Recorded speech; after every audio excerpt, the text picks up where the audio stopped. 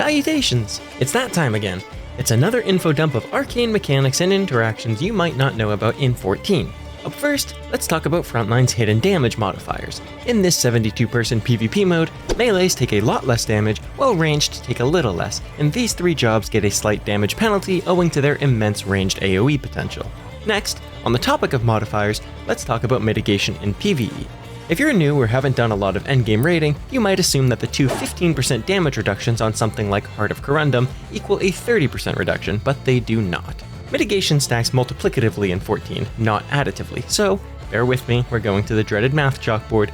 Two separate 15% mits actually come out as 0.85 times 0.85, for a modifier of 0.7225 damage taken, or a roughly 28% reduction, not 30%.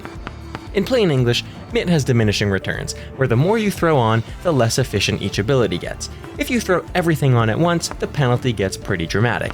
As such, a good general rule in 14 is that it's better to space mitts out so that they're more efficient. Jumping over to the UI side of things, let's talk about tooltips. Specifically, these three little icons in the top right. They're pretty out of the way, so you might not have noticed them, but they're quite handy for collectors.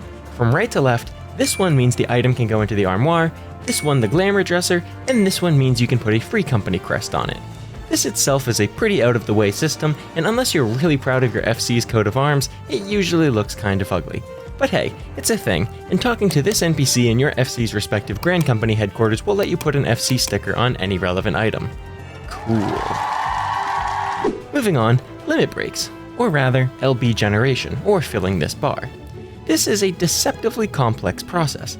You do gain some passive generation just by vibing, though it's worth noting that this is reduced by having duplicate jobs or a non-standard party comp, aka anything other than 2 tanks, 2 heals, and 4 DPS, but the real fun starts with active generation. Getting into the particulars here would be worthy of an entire video itself, but I'll link this Auk morning write-up in the description below if you want to really prowl through it. The TLDR though is that taking shit tons of damage is the best way to generate LB. In this clip of my group in Ucob, we intentionally keep a person out of this stack. With our shields, we barely survive otherwise lethal damage, giving us almost a full bar of LB when we otherwise would have gotten just a sliver. This isn't really handy game knowledge in Hawk manner, but in a lot of Savage and Ultimate content, groups literally need limit breaks to pass certain mechanics, and in Legacy Ultimates like Uwu, you can absolutely miss LB3 if you deal too much damage and take too little. On to a more universal tip. Standard versus Legacy movement. Okay, that wasn't much of a tip, but listen, I was a Legacy hater for a long time. After giving it another shot during my grind for Necromancer, I've decided it's stupidly broken. On the default Standard movement, which is character-based and recognizable as, well, standard MMO movement, you can't really attack behind you. At least, not automatically. It's janky and your character will often snap around or cancel their actions. Kiting mobs on Machinist is a great example.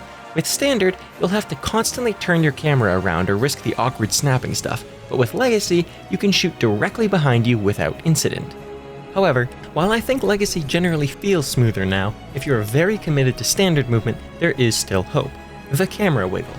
As the name implies, you can get Legacy-like results from Standard by holding right-click or right-stick on controller and wiggling your camera back and forth while kiting.